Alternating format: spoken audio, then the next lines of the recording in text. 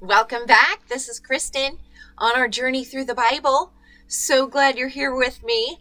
We're in Exodus now. We started on chapter 1 yesterday, and there's a new king in town.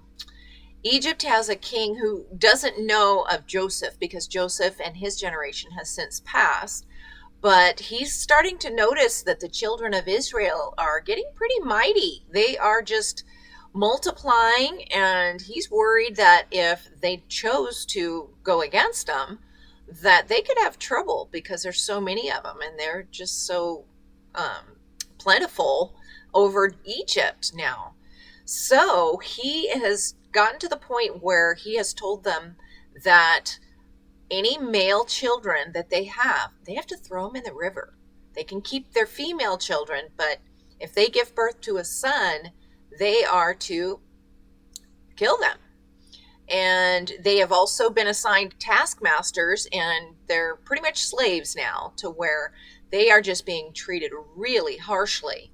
So let's jump into chapter 2 of Exodus right now and see how things are going to go next. A man of the house of Levi went and took as a wife a daughter of Levi. So the woman conceived and bore a son. And when she saw that he was a beautiful child, she hid him for 3 months. She couldn't bring herself to kill him.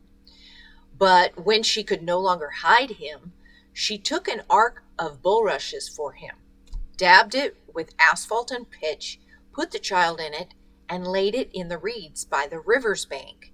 And his sister stood afar off to know what would be done to him. Then the daughter of Pharaoh came down to bathe at the river, and her maidens walked along the riverside, and when she saw the ark among the reeds, she sent her maid to get it.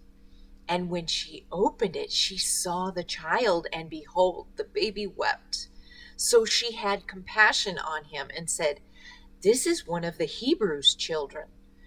Then his sister said to Pharaoh's daughter, "Shall I go call a nurse for you from the Hebrew women, that she may nurse the child for you?" And Pharaoh's daughter said to her, "Go." So the maiden went and called the child's mother.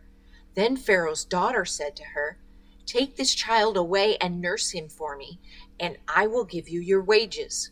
So the woman took the child and nursed him, and the child grew. And she brought him to Pharaoh's daughter, and he became her son.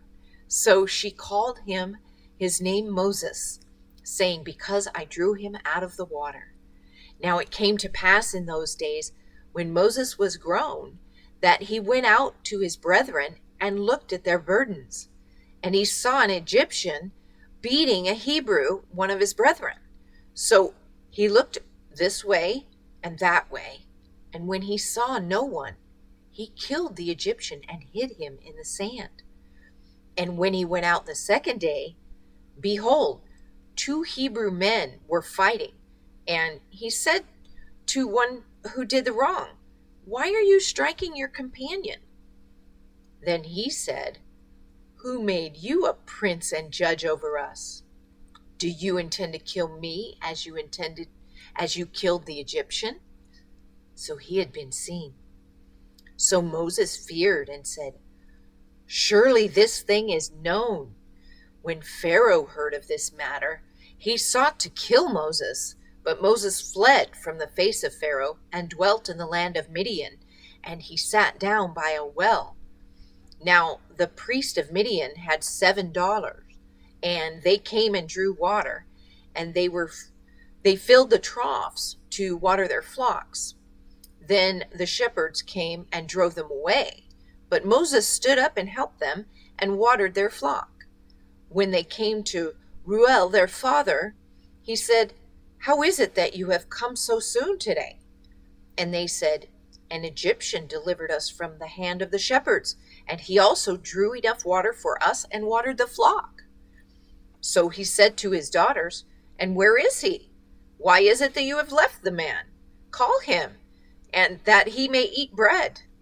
Then Moses was content to live with the man, and he gave Zipporah his daughter to Moses, and she bore him a son. He called his name Gershom, for he said, I have been a stranger in a foreign land. Now it happened in the process of time that the king of Egypt died. And then the children of Israel groaned because of the bondage, and they cried out, and their cry came up to God because of the bondage. So God heard their groaning, and God remembered his covenant with Abraham, with Isaac, and with Jacob. And God looked upon the children of Israel, and God acknowledged them. So God heard them, and I'm sure that if you've heard this one before, there are things to come. But they had prophesied that they were going to be in bondage for quite some time. So we'll see if that's chapter 3, but I think maybe a little further down the road. So chapter 3 tomorrow, Moses and the burning bush. You remember that one, right? Thanks for coming. I'll see you tomorrow. God bless.